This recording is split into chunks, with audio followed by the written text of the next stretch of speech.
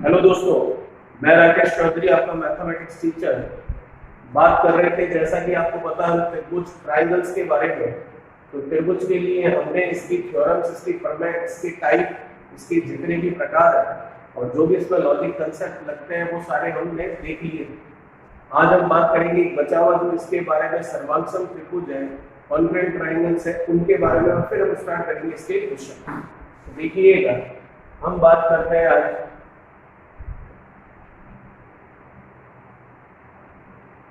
सर्वांगसम त्रिभुज।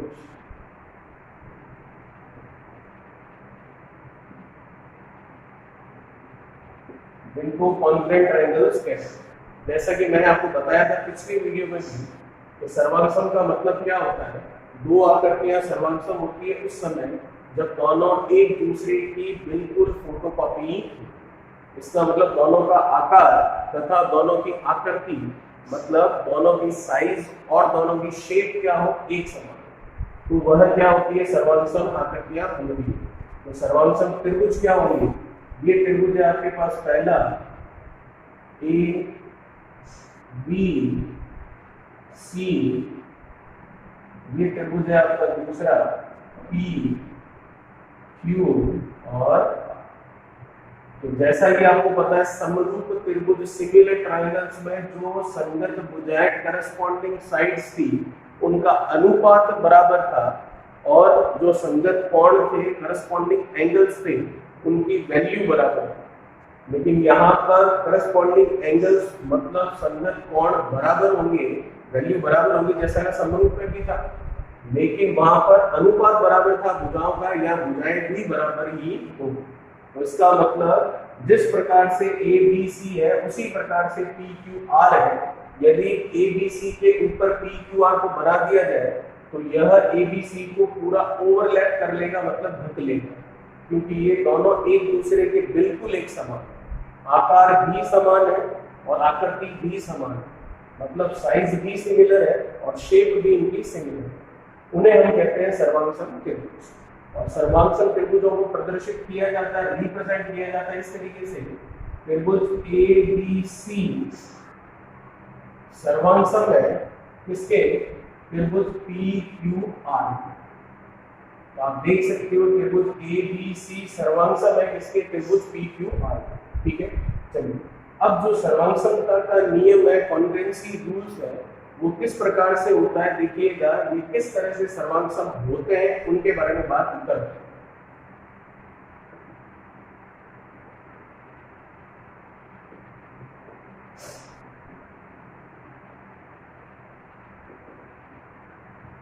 सबसे पहला होता है एस एस एस। इस एस का मतलब क्या है वो आपको मैं बता देता हूँ। एस का मतलब होगा आपकी, एस मतलब होगा साइड, साइड मतलब भुजा। फिर एक आएगा हमारे पास ए मतलब होगा एंगल, उसका मतलब होगा कोण। ठीक है, चलिए तो ट्रिपल एस का मतलब क्या हुआ कि दोनों त्रिभुजों की जो संगत भुजाएं हैं उन संगत भुजाओं का मान आपस में क्या है, बराबर। दूसरा सर्वांगसमता का नियम होता है ए और ए, दोनों त्रिभुजों के जो संगत कोण हैं, जो करस्पॉन्डिंग एंगल्स है, उनकी वैल्यू आपस में क्या होगी, बराबर। जैसे कि ट्रिपल एस के लिए बात करूं तो ए बी बराबर पी क्यू के, बी सी बराबर क्यू आर के और ए सी बराबर पी आर।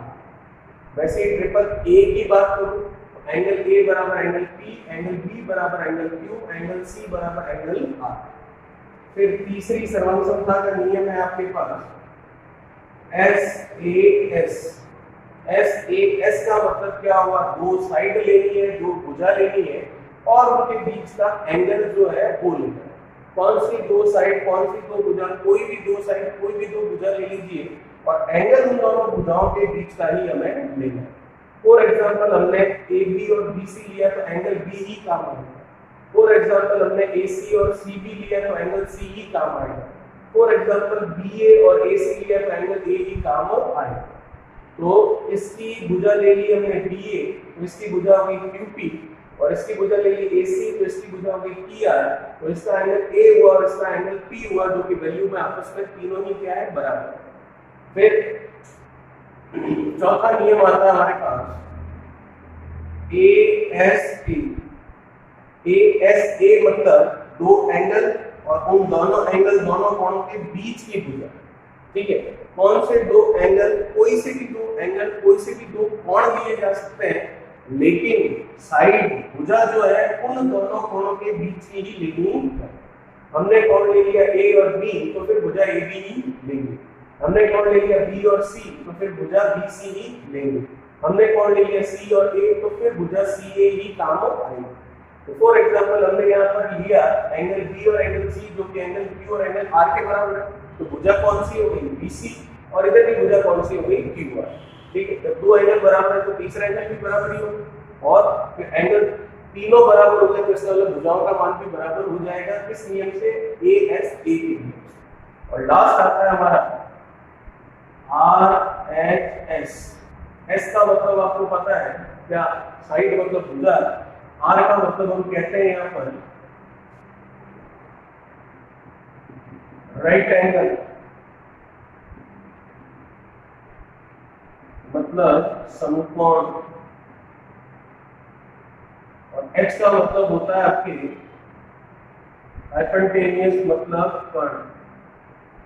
आप समझ सकते हैं RHS जो है वो केवल और केवल समकोण त्रिभुज के लिए ही काम आता है, क्योंकि राइट एंगल मतलब दोनों का एक कोण, राइट एंगल मतलब समकोण मतलब 90 डिग्री हो जाएगा। H मतलब दोनों का कर्ण बराबर हो जाएगा। S मतलब दो बची हुई भुजाएं जो कि लंब और आधार कहलाती है, उसमें से या तो लंब और लंब बराबर हो जाएंगे या आधार और आधार बराबर हो जाएंगे। तो डायग्राम के तौर पर देखो अगर इसको, तो डायग्राम के तौर पर देखिए इधर ये बनाया हमने A, B और C, ये है 90 डिग्री। ये बनाया हमने इस तरह से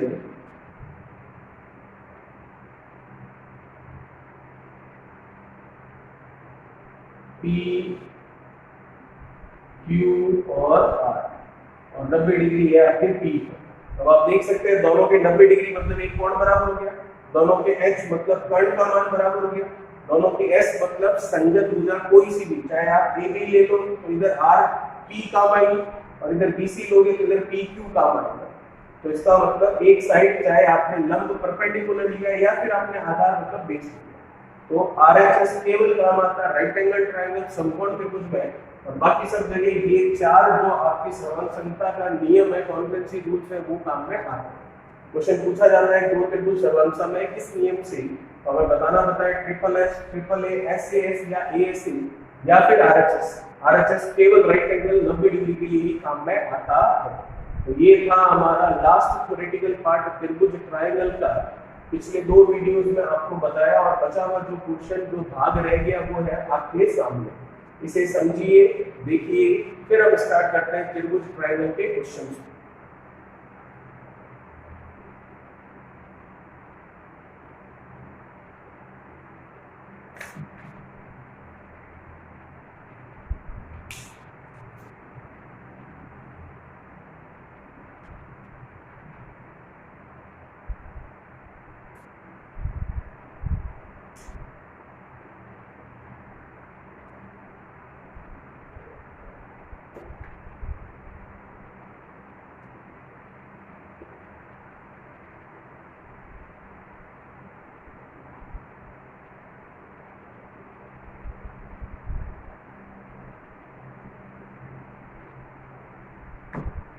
चलिए देखते हैं इसको। क्वेश्चन नंबर हमारा देखते हैं पहले, क्वेश्चन नंबर फर्स्ट देखते हैं किसका, जो हमारा ट्रायंगल खत्म हुआ है, थ्योरेटिकल पार्ट जिसका हमने अभी भी खत्म किया है, उसका क्वेश्चन फर्स्ट देखते हैं त्रिभुज का पहला सा। किसी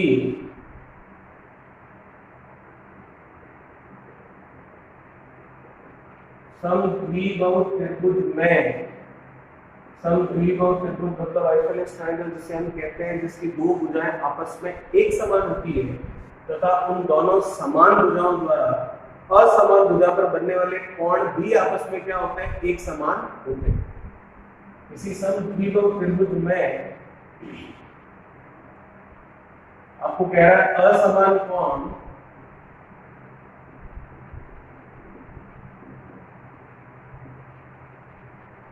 समान कोणों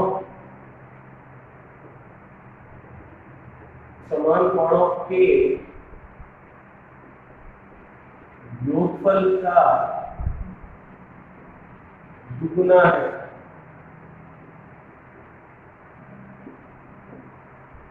आप समझ रहे हैं क्वेश्चन क्या कहना चाह रहा है? आपको कह रहा है जो एक असमान कोण होगा, वो जो दो समान कोण है उन समान कोणों का योगफल का डबल करें तो वह असमान कोण जो है उसका मान निकलता है। तो प्रत्येक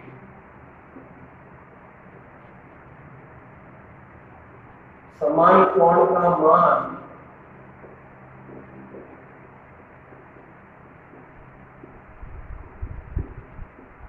कितना होगा? क्वेश्चन आप समझ पा रहे हैं? अभी डायग्राम बनेगा तो और अच्छे से समझ में आ जाएगा।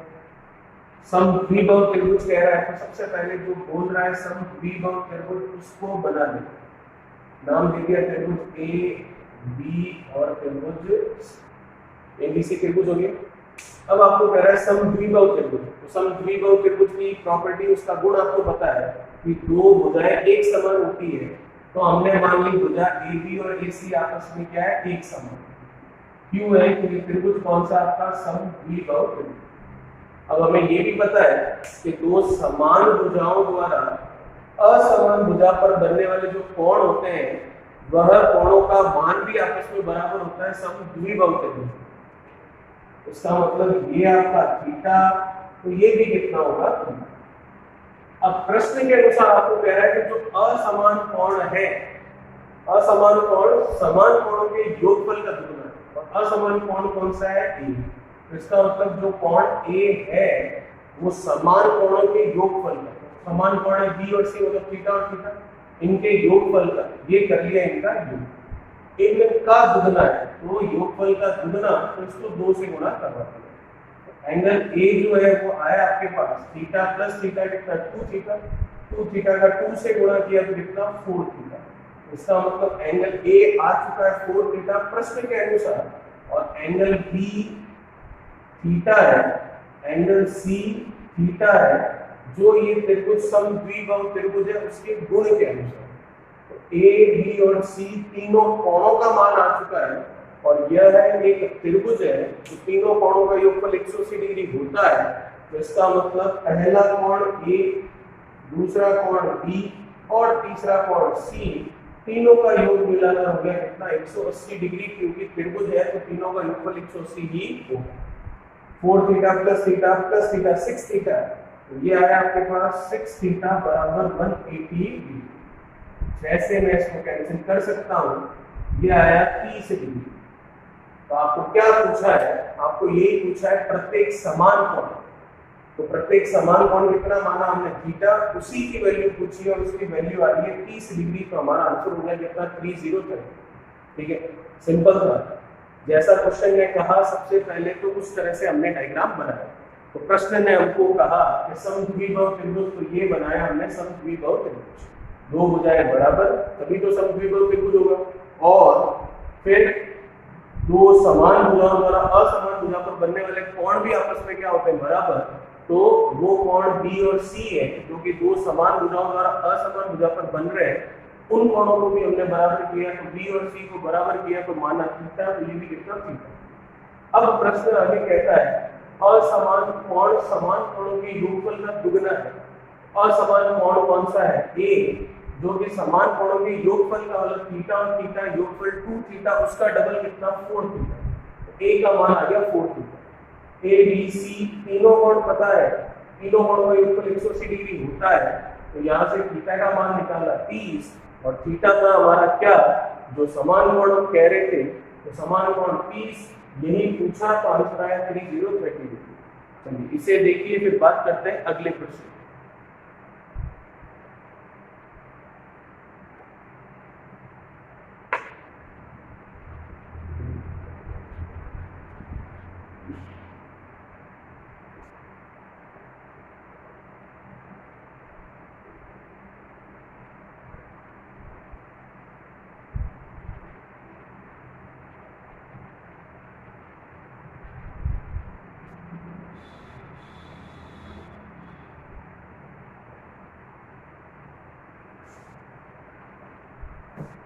चलिए क्या कह रहा है अगला क्वेश्चन देखिएगा।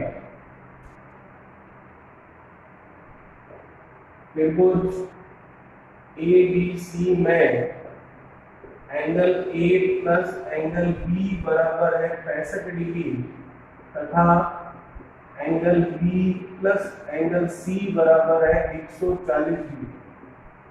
तो एंगल बी का मान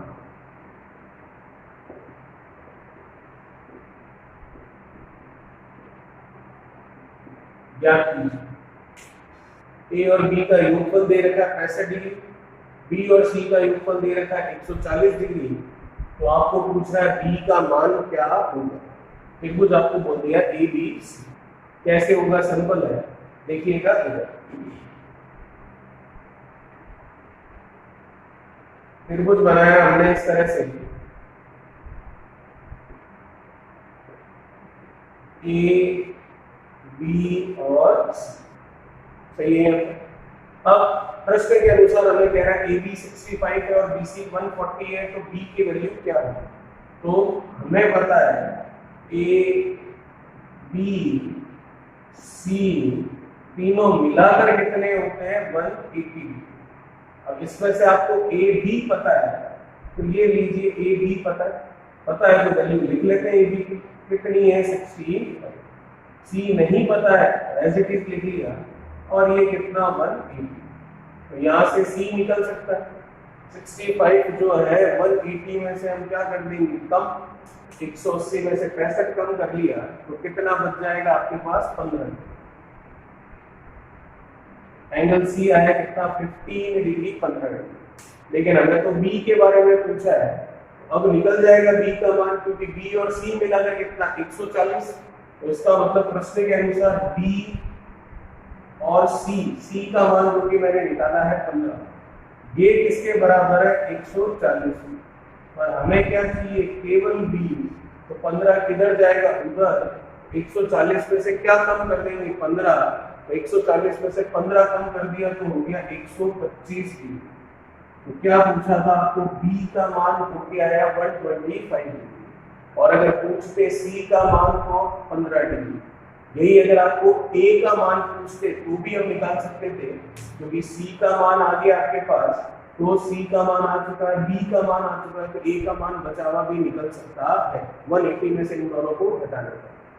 तो सिंपल क्वेश्चन था, ठीक है। ए बी सी आपको एक त्रिभुज दिया, ए बी और बी सी का योगफल दिया और बी का मान पूछा, तो इसका मतलब ए बी सी तीनों का योगफल 180 होता है। उसमें से ए बी आपको 65 दे रखा है, तो सी आ गया 15। वर्बली भी कर सकते हैं बिना कुछ लिखे, सी आ गया, तो बी और सी 140 है, उसमें से सी 15 है, तो बी कितना हुआ 125। बिना लिखे भी इसका आंसर निकाला जा सकता है। बस आपको नियम पता होना चाहिए, और वो सिंपल सा नियम है कि त्रिभुज के तीनों कोणों का योगफल 180 डिग्री होता है। इसे देखिए, फिर बात करते हैं अगले क्वेश्चन।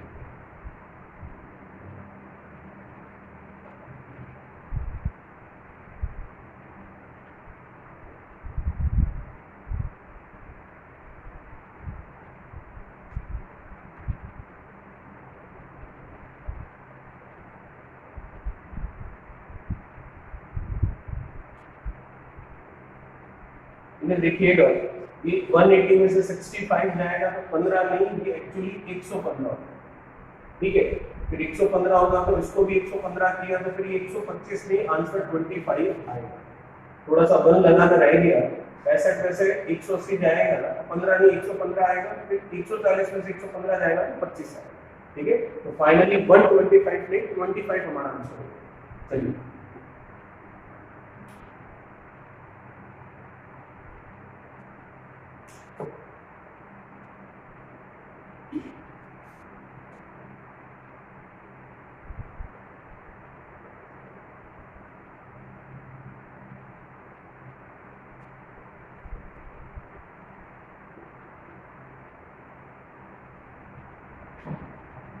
देखिए, बात करते हैं अगले क्वेश्चन। क्या बोल रहा है अगला हमारा त्रिभुज का सवाल। त्रिभुज ए बी सी में ए बी बराबर आपको प्रश्न में कह रहा है ए सी है,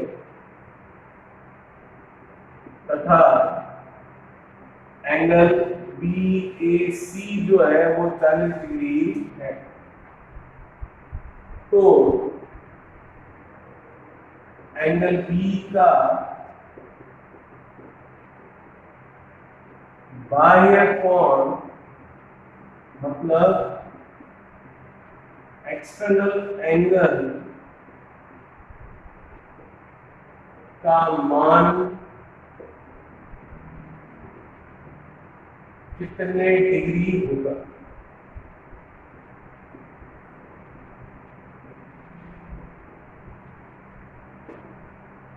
क्वेश्चन समझ आया आपको? ABC त्रिभुज है, ठीक है, उसमें आपको कह रहा है AB और AC बराबर है, तो BAC 40 डिग्री है, तो आपको पूछ रहा है जो एंगल B है उसका एक्सटर्नल एंगल बाहरी कोण जो है उसका मान कितने डिग्री? तो देखिएगा किस तरीके से करेंगे इसे। सबसे पहले तो त्रिभुज बना लेते हैं। त्रिभुज बना लिया हमने इस तरह से A B और अब प्रश्न के अनुसार AB और AC बराबर है, A से B और A से C बराबर है, इसका मतलब ये जो त्रिभुज है ABC, ये त्रिभुज ABC कौन सा त्रिभुज है? समद्विबाहु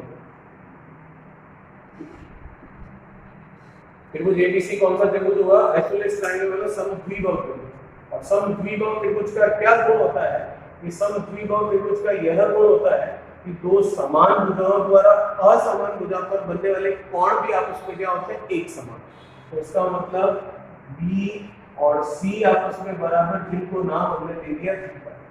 अब प्रश्न क्या बोल रहा है? प्रश्न आपको कह रहा है BAC 40 डिग्री है, तो BAC मतलब ये मान आपको दे रखा है प्रश्न में कितना? 40 डिग्री। अब हमें क्या करना है? B का बाहरी कोण निकालना। तो B का है मेरा, इसका बाहरी कोण निकालना, एक्सटर्नल एंगल निकालना, तो इसको आगे बढ़ा दिया, तो इसका मतलब वैल्यू आपको किसकी निकालनी है? वैल्यू आपको ज्ञात करनी है इसकी। ये प्रश्न चिन्ह जो है इसका, तो अगर हमें ये अंदर वाला मामला समझ आए तो बाहर वाला हम निकाल सकते हैं। अंदर वाले के लिए ABC आप देख सकते हैं समद्विबाहु त्रिभुज है, तो समान भुजाओं द्वारा असमान भुजा पर बनने वाले कोण बराबर हो गए, और एक कोण प्रश्न ने दे दिया 40 डिग्री है, तो तीनों कोणों का योगफल 180 होगा। तो तीनों कोण मतलब ABC।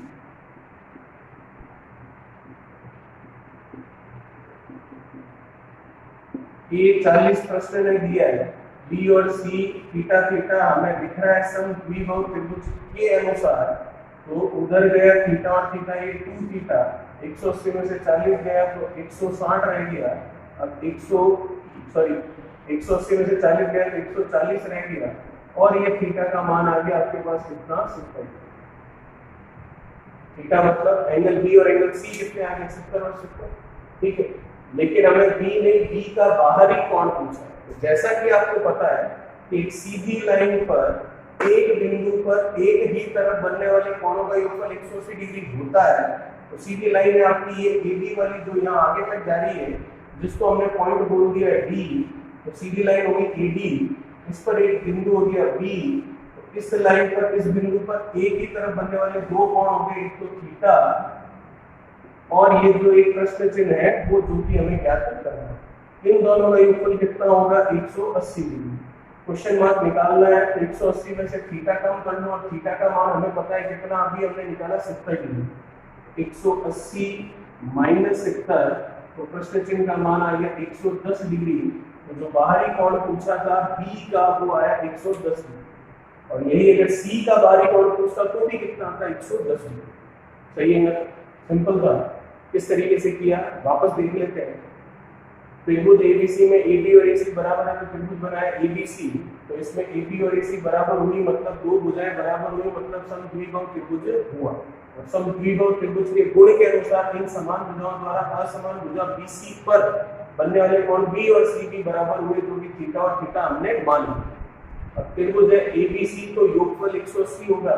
ABC योगफल 180, A है 40, B और C थीटा और थीटा हो गया 2 थीटा, 40 उधर गए, 180 में से 40 गए, 140 थीटा है 70 डिग्री, तो B भी 70 और C भी 70। लेकिन B का बाहरी कोण पूछा है, तो हमें पता है एक लाइन जो कि यहाँ AD हो गई, उस पर एक बिंदु जो कि यहाँ B हो गया, एक ही तरफ बनने वाले कोणों का योगफल 180 होता है, तो दो कोण बन रहे हैं थीटा और ये क्वेश्चन मार्क वाला जो कि हमें निकालना है, तो दोनों का योगफल 180। क्वेश्चन मार्क निकालना है तो थीटा उधर गया जो कि 70 है, तो 180 में से 70 गया, आंसर 110। ये इतना लिखा, कुछ भी लिखने की जरूरत नहीं थी, वर्बली हम इसको कर सकते हैं। चलिए इसे देखिए, फिर बात करते हैं अगले क्वेश्चन की।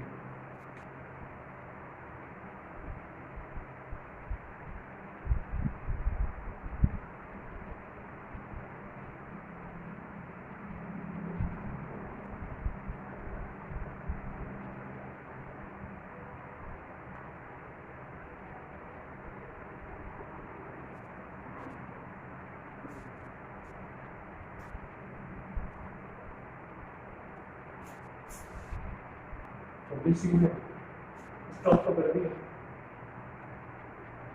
चलिए बात करते हैं अगले क्वेश्चन की। क्वेश्चन देखिए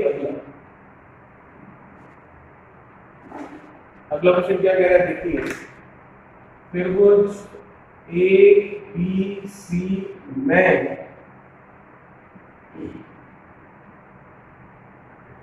भुजा, फॉर एग्जाम्पल दे दिया पी क्यू बी, भुजा पी क्यू बी सी के समानांतर है। समानांतर है मतलब उसके पैरेलल।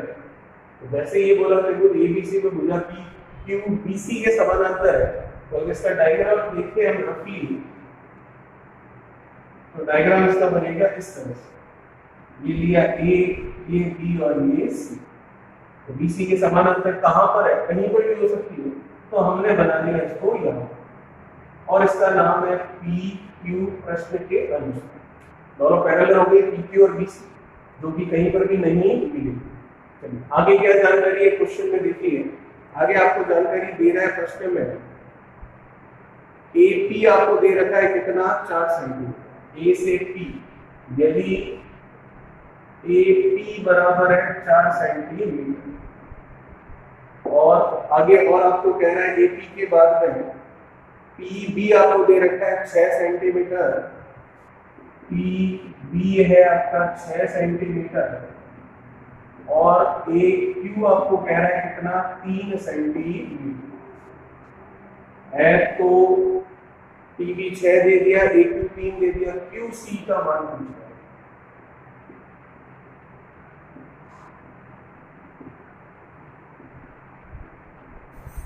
चलिए प्रश्न आपको समझ में आ चुका है। प्रश्न क्या बोल रहा है आपको, त्रिभुज एबीसी में भुजा पी क्यू बीसी के समानांतर। तो जैसा प्रश्न की पहली लाइन कह रही है वैसा हमने डायग्राम बना लिया, त्रिभुज बना लिया ए बी सी, ठीक है। फिर एबीसी त्रिभुज बनाकर पी क्यू इस बीसी के समानांतर, तो ये कर लिया हमने बीसी के समानांतर। फिर आपको A P B P A Q इन तीन का मान देकर क्यू सी का मान पूछा, जो वैल्यू दे रखी है वो इसमें लिखते हैं। ए से पी है आपके पास 4, फिर बी से पी है 6 सेंटीमीटर, बी से पी ये है 6 सेंटीमीटर, फिर ए क्यू है आपके पास 3 सेंटीमीटर, और आपको पूछ रहा है क्यू सी का मान, मतलब इसको मान लिया हमने एक्स। तो ये एक्स की वैल्यू आपको ज्ञात करनी।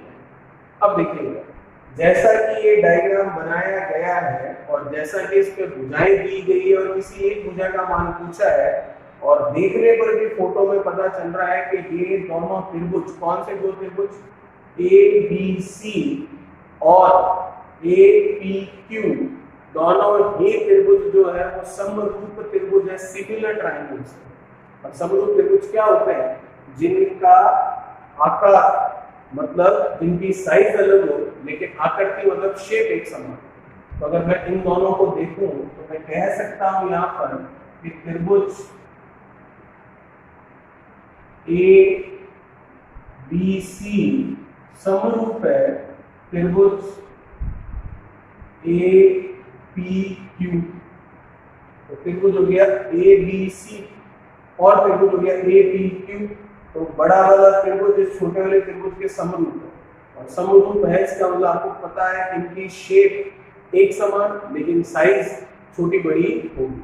और समरूप है तो हमें समरूप के लिए पता है कि जो संगत कोण करस्पॉन्डिंग एंगल्स होते हैं उनकी वैल्यू होती है एक समान, लेकिन जो संगत भुजाएं करस्पॉन्डिंग साइड्स होती है उनकी वैल्यू होती है आपकी क्या, अनुपात में एक दूसरे के बराबर। तो इसका मतलब अगर दोनों त्रिभुज अलग अलग बनाकर देखें तो किस तरह से बनेगा देखिएगा। वैसे अलग बनाने की एग्जाम में जरूरत नहीं है, लेकिन अभी समझ में आ रहा है अच्छे से, इसलिए हम अलग से बनाकर देखते हैं। ये है ए, ये है बी और ये है आपके पास कितना, सी। ठीक है, तो ए बी और सी है, तो आपको 4 और 6, ए से बी कितना हो गया 10, फिर ए से सी कितना हो गया आपके पास 3 प्लस एक्स। दूसरा त्रिभुज अगर आप देखें तो वो दूसरा त्रिभुज हुआ आपका कौन सा, ए पी और क्यू, जिसमें आप देख सकते हैं ए से बी कितना आपके पास 4 और ए से क्यू कितना आपके पास। कुल मिलाकर अब आपको x की वैल्यू ज्ञात करनी है। ये दोनों त्रिभुज हैं जिनको इसी एक त्रिभुज में से अलग अलग बनाया है, एग्जाम में अलग बनाने की जरूरत नहीं है। अब डायग्राम देखने पर पता चल गया दोनों त्रिभुज समरूप है, तो लगा लीजिए इनकी संगत भुजाओं का अनुपात वाला नियम। क्या कहता है नियम? नियम कहता है कि संगत भुजाओं का अनुपात आपस में बराबर होगा। तो देख लेते हैं ए बी के संगत कौन सी है, ए पी, वैसे ही ए सी के संगत कौन सी है, ए क्यू। जिनकी वैल्यू है उनकी वैल्यू रख लीजिए और आपको पूछा है क्यू सी का मान, जो कि आपने एक्स माना है, जो कि अभी यहां से निकल गया। तो ए बी कितना है 10, फिर ए पी कितना है 4, ए सी कितना आपके पास 3 प्लस एक्स और ए क्यू कितना आपके पास 3। तो निकाल लीजिए यहाँ से x का मान, जो कट रहा है उसे काट लेते हैं। 2 से गया और 2 से गया, 5 का 3 से 15, 2 का उधर गुणा किया 6 और ये कितना 2। 6 को इधर लेकर आए तो कितना हुआ 9, फिर 2 का भाग दिया तो आंसर आ गया 4.5। तो 4.5 सेंटीमीटर वैल्यू आ गई किसकी, x की। x आपने क्या माना था, q से c, और पूछा भी क्या था आपको, q से c, जो कि आपने x माना और जो कि रिजल्ट आया कितना 4.5 सेंटीमीटर। ठीक है, सेंटीमीटर जो भी आपको यूनिट जो भी इकाई दे रखी है। सिंपल था। सबसे पहला काम हमारा ये था कि हम डायग्राम बना लें। तो डायग्राम हमने बना लिया और डायग्राम बनाने के बाद में हमें ये नजर आ गया कि ए बी सी और ए पी क्यू दोनों ही कौन से त्रिभुज है, दोनों ही समरूप त्रिभुज। और समरूप त्रिभुजों के लिए संगत भुजाओं का अनुपात बराबर होता है।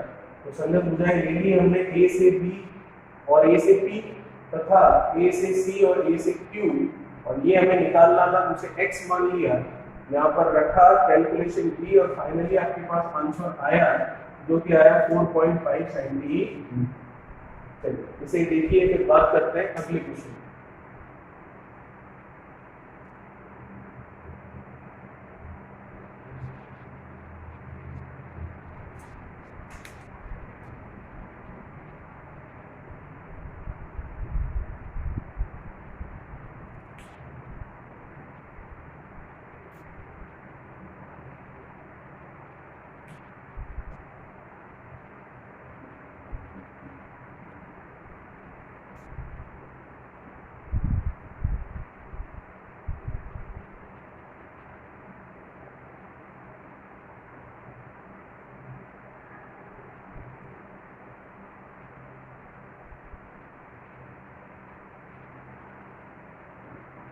चलिए क्या कह रहा है अगला क्वेश्चन देखिएगा।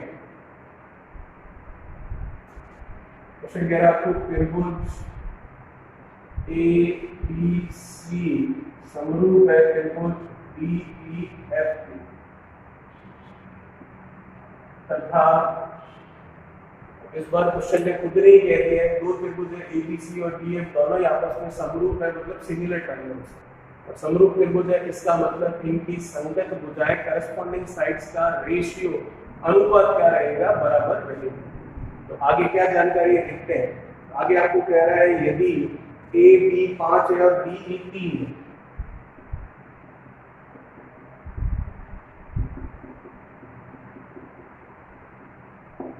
ए बी दे रखा है 5 सेंटीमीटर और डी ई दे रखा आपको 3 सेंटीमीटर। फिर आगे कह रहा है आपको ए बी सी का क्षेत्रफल है 50 सेंटीमीटर स्क्वायर। त्रिभुज ए बी सी का क्षेत्रफल 50 सेंटीमीटर स्क्वायर है तो त्रिभुज डी ई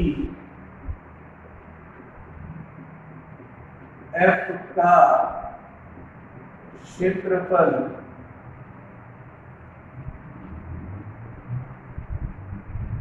कितने वर्ग सेंटीमीटर होगा?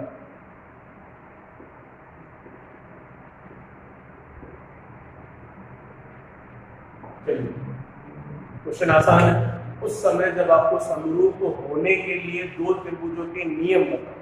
यदि आपको पता ही नहीं है कि दो त्रिभुज समरूप होते हैं तो किस तरीके से उनके संगत भुजाओं का अनुपात बराबर होता है और किस तरीके से उनके संगत भुजाओं के वर्गों का अनुपात उनके किसके बराबर होता है? क्षेत्रफलों के अनुपात के, या फिर उनका जो परिमाप होता है, परिमापों के अनुपातों का वर्ग जो है वह भी बराबर होता है किसके?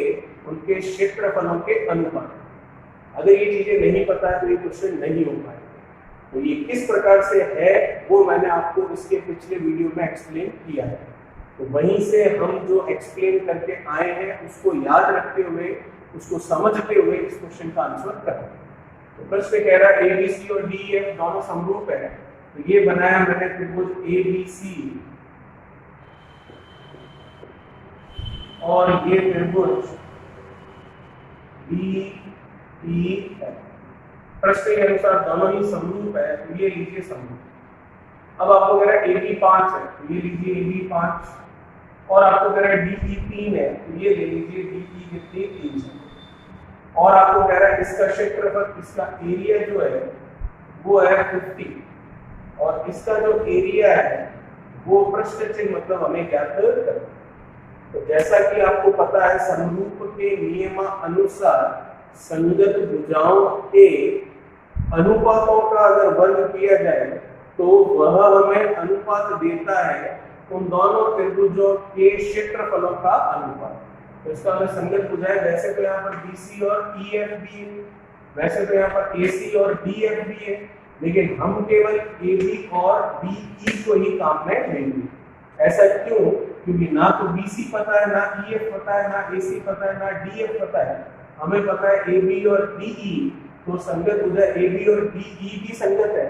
तो यहीं से इन दोनों भुजाओं को लेते हुए हम कहेंगे कि संगत भुजा AB और इसकी संगत भुजा DE, इनका हम स्क्वायर करें अनुपात में तो यह अनुपात वापस हमारा निकलता है इनके क्षेत्रफलों का। तो त्रिभुज ABC का क्षेत्रफल है 50 और त्रिभुज DEF का हमें निकालना, ठीक है। अब AB DE का मान रख लेते हैं। AB है कितनी 5, DE है कितनी 3, इनका स्क्वायर बराबर 50 और ये DE स्क्वायर कर लेते हैं। यहाँ पर देखिएगा 5 का स्क्वायर कितना 25, 3 का स्क्वायर कितना 9 बराबर ये 50। ये त्रिभुज DEF 25 से 50 गया 2 बार, 9 का 2 से गुणा किया 18, ये आया इधर, ये DEF बराबर हो गया 18 सेंटीमीटर। यही पूछा था आपको, तो आंसर आया 18 सेंटीमीटर स्क्वायर और हिंदी में कहें तो 18 वर्ग सेंटीमीटर। किस प्रकार से किया वापस देख लीजिए, सिंपल था। दो त्रिभुज ABC DEF प्रश्न के अनुसार समरूप, इसका मतलब संगत भुजाओं का अनुपात बराबर होगा। अब दो भुजाएं दे दी दोनों की, मतलब एक भुजा दे दी AB और एक भुजा दे दी DE और दोनों ही संगत है, डायग्राम में दिख रहा है। तो दोनों का अनुपात, उसका स्क्वायर करें अनुपात का तो वह अनुपात मिलता है इनके क्षेत्रफलों का। तो दोनों में से एक का क्षेत्रफल ABC का पता है 50 और दूसरे का क्षेत्रफल DEF का हमें ज्ञात करना है। तो इसका मतलब संगत भुजाओं का अनुपात करके वर्ग किया तो यह बराबर होता है इनके क्षेत्रफलों के अनुपात के। तो 50 और DEF 5 और 3 स्क्वायर किया 25 और 9, ऊपर से ऊपर घटा 25 से 50 2 बार, 9 का 2 से गुणा 18, तो आंसर आया 18 सेंटीमीटर स्क्वायर। चलिए इसे देखिए फिर और अगले क्वेश्चन की बात करते हैं।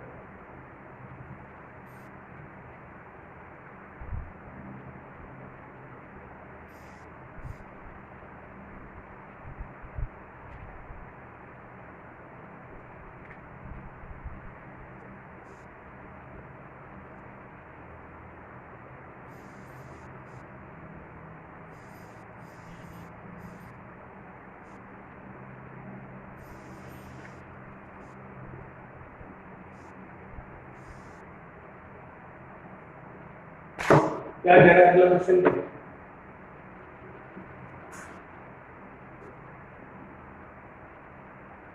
क्वेश्चन कह रहा है आपको त्रिभुज ABC तथा त्रिभुज PQR का परिमाप मतलब पेरीमीटर क्रमशः दे रखा आपको कितना 36 और 24 सेंटीमीटर, 36 सेंटीमीटर तथा 24 सेंटीमीटर है। यदि ए बी आपको दे रखी है 10 सेंटीमीटर है तो पी क्यू का मान कितना होगा? दो त्रिभुज दे रखे हैं, दोनों त्रिभुजों का परिमाप दे रखा है आपको 36 और 24 सेंटीमीटर, और एक त्रिभुज की एक भुजा दे रखी है और दूसरे त्रिभुज की कोई एक भुजा पूछी और वो भुजा है पी, और साथ ही साथ ये बोल रहा है यदि त्रिभुज ए बी सी समरूप है त्रिभुज P Q R. Question complete हो चुका है। फाइनली हमें ये पता है एबीसी और पीक्यूआर दोनों त्रिभुज समरूप है, सिमिलर ट्रायंगल। इसका मतलब डायग्राम बना लेते हैं। ए बी और सी, ए बी दे रखी है कितनी 10, ठीक है। फिर बोल रहा आपको पी क्यू और आर, P से Q हमें ज्ञात करनी है जो कि हमने मान लिया x। इसका परिमाप मतलब पेरीमीटर मतलब P1 कहते हैं जो कि प्रश्न के अनुसार है कितना 36। इसका परिमाप पेरीमीटर जिसे हम P2 कहते हैं वो प्रश्न के अनुसार कितना है 24। और प्रश्न के अनुसार ये भी पता है कि ये दोनों के दोनों त्रिभुज क्या है आपके समरूप है, सिमिलर ट्रायंगल्स। अब आसान क्या निकालना आपको x का मान निकालना है। तो x का मान कैसे निकलेगा? आपको पता है दोनों त्रिभुज समरूप त्रिभुज है, तो समरूप त्रिभुज है तो समरूप त्रिभुजों के लिए हमें नियम पता है कि इनकी संगत भुजाओं का जो अनुपात होता है वही अनुपात इनके परिमापों का भी होता है। तो संगत भुजाएं कौन सी है? इधर AB और PQ। वैसे तो AC और PR भी संगत है, BC और QR भी संगत है, लेकिन ना तो हमें PR ना QR ना AC ना BC पता है। जो दे रखी है और जो पूछी है उसी में बात करें तो इसका मतलब AB और PQ संगत है। AB और PQ संगत है तो उसके अनुसार देखें संगत भुजाओं का अनुपात मतलब AB बटा P बराबर होगा इनके परिमापों के मतलब P1 बटा P2। तो अब जो वैल्यूज पता है उसे रख लीजिए। AB पता है कितना 10, PQ पता है कितना x, P1 पता है कितना 36 और P2 पता है कितना 24। कहां से पता है? ये सब कुछ आपको दे रखा, ठीक है। चलिए अब जो कैंसिल हो रहा है उसे कैंसिल कर लेते हैं। तो 12 से ये गया 2 बार, 12 से ये गया 3 बार, 2 का 10 से क्रॉस मल्टीप्लीकेशन वज्र गुणा करवाया तो 10 और 2 का गुणा 20 बराबर 3 और x का गुणा 3x। तो 20 बटा कितना 3 और 20 बटा 3 का मतलब 6 से 2 बटा 3 या फिर कहूं तो 6.6 क्या सेंटीमीटर। x का मान पूछा था जो कि आ रहा 6.6 सेंटीमीटर। सिंपल था, जैसा कहा वैसा डायग्राम बना लिया और फिर जहां जहां वैल्यू दी उन वैल्यू को डायग्राम में लिख लिया।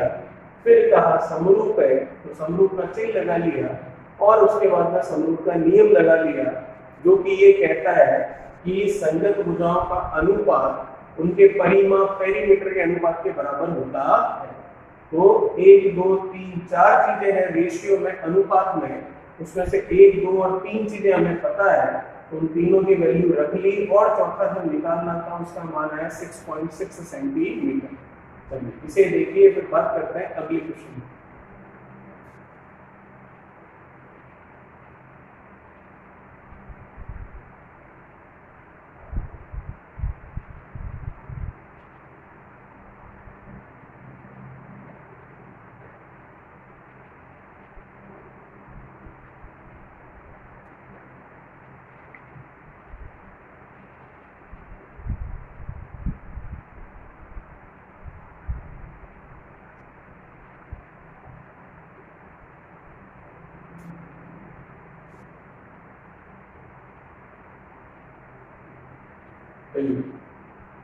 क्या कह रहा है अगला क्वेश्चन देखते हैं।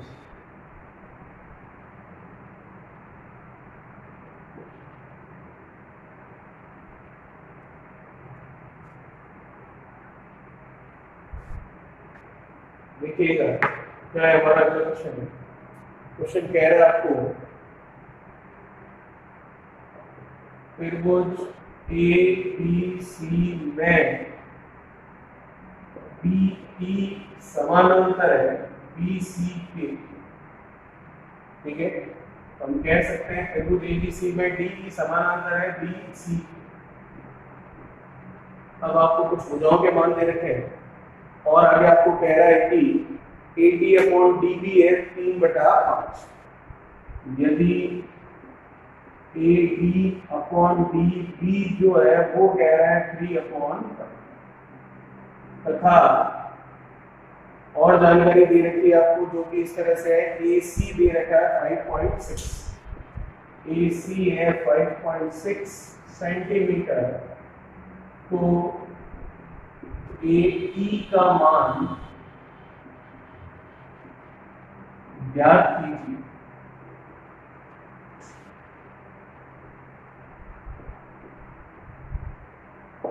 प्रश्न आप समझ गए होंगे। क्वेश्चन आपको कह रहा है त्रिभुज ABC, उसी में हमने एक लाइन खींच दी जो कि D से E और जो कि BC के समानांतर है, पैरेलल। फिर आपको कह रहा है यदि AD/DB 3/5 है तथा AC 5.6 है तो AE का मान क्या होगा। तो सबसे पहले तो डायग्राम बनाएंगे तब सब कुछ समझ आएगा। तो डायग्राम देख लेते हैं इसका। ये डायग्राम बनाया हमने इस तरह से, A B और ये C, सही है यहाँ पर। फिर आपको कह रहा है इसमें AC 5.6, ये पूरी AC कितनी दे रखी है 5.6। लेकिन उससे पहले आपको कह रहा है कि BE जो है वो समानांतर है किसके, BC ये, तो ये बना लिया हमने DE, वो भी समानांतर इसके। अब देखिए AB और DB का अनुपात दे रखा आपको, A से D और D से B का 3 और 5 अनुपात दे रखा है। ये कितना है 3 और ये कितना है। वैसे तो हमारा काम अनुपात से ही होगा क्योंकि जब समरूप त्रिभुज है जैसा कि दिख रहा है कि ABC और ADE सिमिलर ट्रायंगल्स है, तो वैल्यूज की हमें जरूरत ही नहीं है, अनुपात से हमारा काम बन जाएगा। तो जो अनुपात है उसी को हमने वैल्यू माना। तो ये बोल रहा है आपको A से D कितना 3 और B से B कितना 5 अनुपात के तौर पर। अब देखिए फिर आपको आगे कह रहा है AC 5.6 सेंटीमीटर, A से C पूरा कितना है 5.6। फिर आपको कह रहा है AE का मान क्या होगा, A से E निकालना है तो इसको मान लिया हमने क्या x, जो कि हमें ज्ञात करना है। तो अब मैं ये देख सकता हूँ E से C कितना होगा, पूरा 5.6 आप कह रहे हैं, तो ये होगा 5.6 में से x क्या होगा यहाँ पर, ठीक है। तो आपको सिर्फ और सिर्फ AE मतलब इस x की वैल्यू आपको ज्ञात करनी है, ठीक है।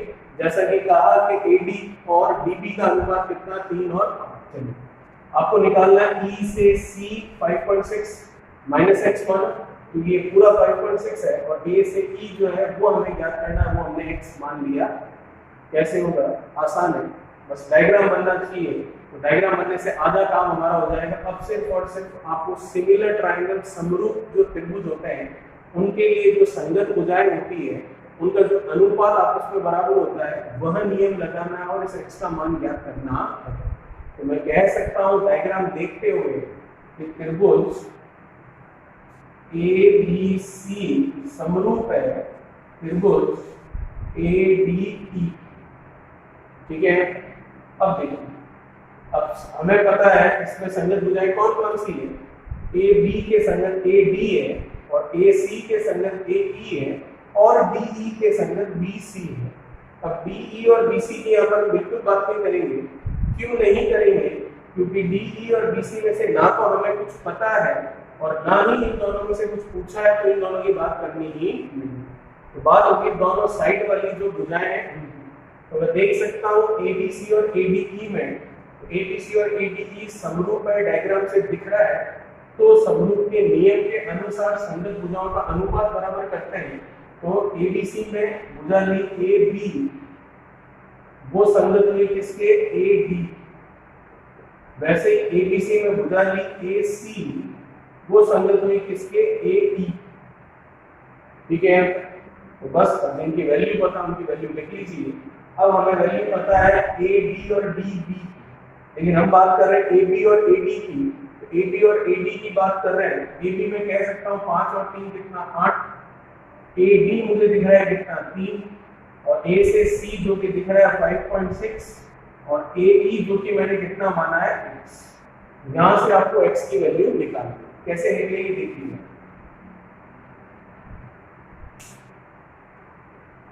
8/3 is equals to 5.6/x। ये पॉइंट हटेगा तो नीचे लग जाएगा इसके 0, मतलब 10 बन जाएगा। ठीक है, अब कुछ कट रहा है तो काट के देख लेते हैं।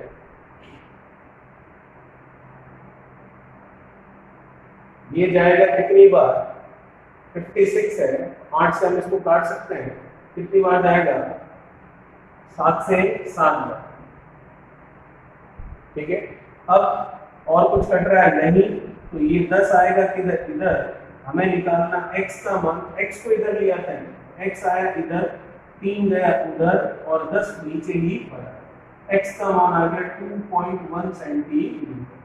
यही पूछा था आपको कि x की वैल्यू मतलब ए ई की वैल्यू क्या होगी, जो कि निकली 2.1 सेंटीमीटर।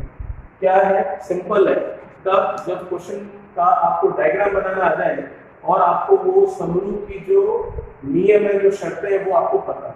कैसे होगा देख लीजिए वापस से। फिर मुझे ए बी सी बना लिया, ए बी सी, फिर डी ई जो है वो समानांतर बी सी के, तो कर ली पैरेलल समानांतर। फिर ए बी और डी बी का अनुपात दे रखा था, तो 1 मिनट के लिए उन्हीं को हमने वैल्यू मान लिया, क्योंकि हमें आंसर रेशियो में ही निकल रहा है। तो इसलिए वैल्यू कुछ भी हो, एक्स मानोगे तो कैंसिल होगी, इसलिए उसको मानने की जरूरत नहीं है।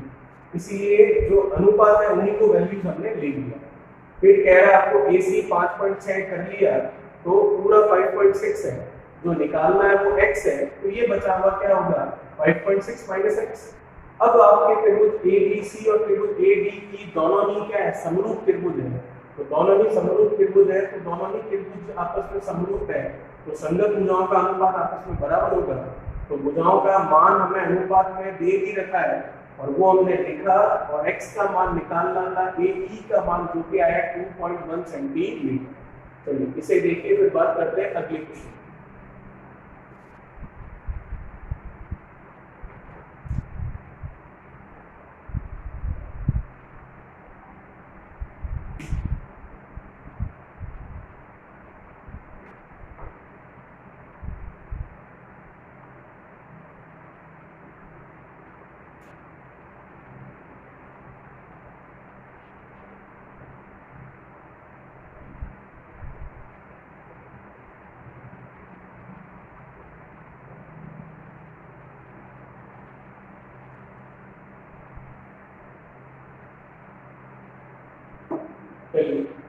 क्या कह रहा है क्वेश्चन देखिएगा। इस क्वेश्चन के बारे में बात करते हैं। जैसा कि आपको पता है त्रिभुज के क्वेश्चंस कर रहे हैं, ट्रायंगल के क्वेश्चंस कर रहे हैं। तो क्या है हमारा अगला सवाल? देखिए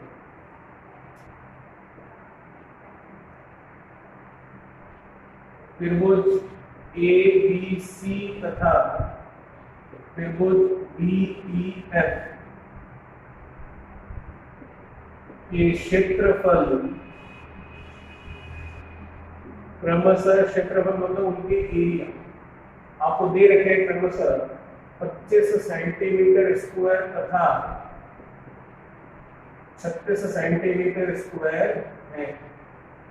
ठीक है, यदि त्रिभुज ए बी सी में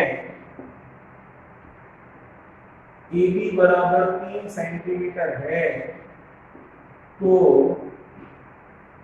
त्रिभुज डी ई एफ में इसके संगत मतलब इसके करस्पॉन्डिंग इसके संगत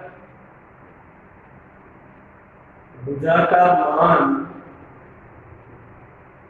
क्या होगा यदि त्रिभुज ए बी सी समरूप है त्रिभुज डी ई एफ।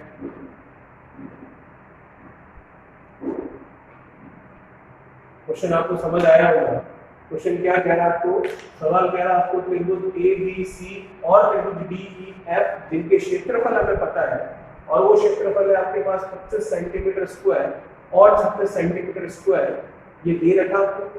यदि त्रिभुज ए बी सी में ए बी 3 है और डी ई एफ जो है इसके संगत भुजा का मान पूछा, ए बी 3 सेंटीमीटर है और त्रिभुज डी ई एफ में इस ए बी की संगत भुजा का करस्पॉन्डिंग साइड का आपको वैल्यू बताना है। अगर ए बी सी समरूप है किसके, डी ई एफ के।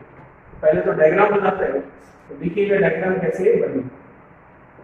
ए बी और सी ये हो गया आपके डी ई और एफ। ठीक है, प्रश्न के अनुसार आपको ए बी दे रखी है कितनी, 3 सेंटीमीटर और प्रश्न के अनुसार आपको इसके संगत पूछिए तो संगत तो डी ई है, मतलब इसको हमने कह दिया x। अब प्रश्न के अनुसार इसका एरिया जिसे हम A1 कहते हैं कितना है 25 और प्रश्न के अनुसार इसका एरिया जिसे A2 कह देते हैं वो कितना है 36।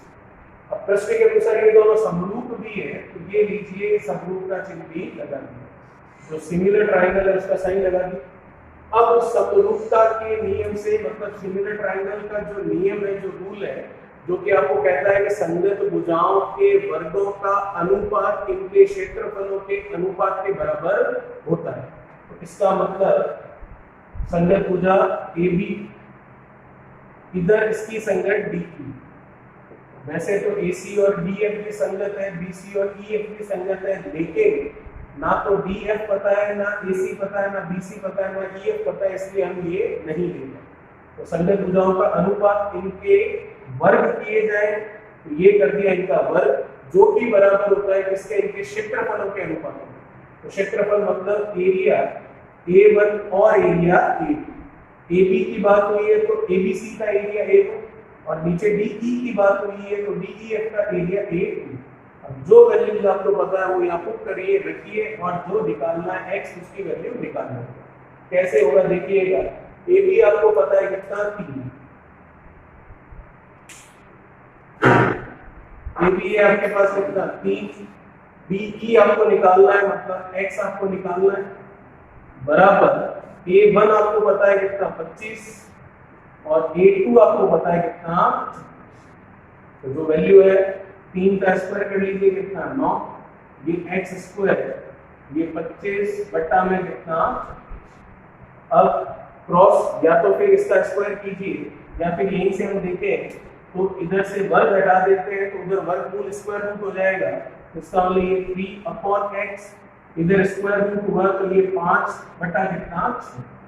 ठीक है, 6 का 3 से गुणा 18, 5 का x से गुणा 5x और x निकालना है तो 5 का आ गया नीचे, 18 पे भाग दे दिया 5 का तो पहले तो गया 5 से कितनी बार 3 बार, फिर 15 फिर कितना हुआ 3, तो फिर गया कितनी बार 6 बार, तो आंसर आया 3.6 सेंटीमीटर। x पूछा था जिसकी वैल्यू आ गई 3.6 सेंटीमीटर। जैसा कहा वैसा डायग्राम बनाया, जिनकी वैल्यू दी उनकी वैल्यू रखी और जिसकी वैल्यू निकालनी है उसको x माना। समरूप का कह रहा था, तो समरूप का नियम लगाया, कैलकुलेशन की, आंसर आया 3.6 सेंटीमीटर। तो आई होप ये था हमारा आज का लास्ट क्वेश्चन। आई होप आपको अच्छे से समझ में आया होगा। तो लाइक कीजिए। Thank you so much.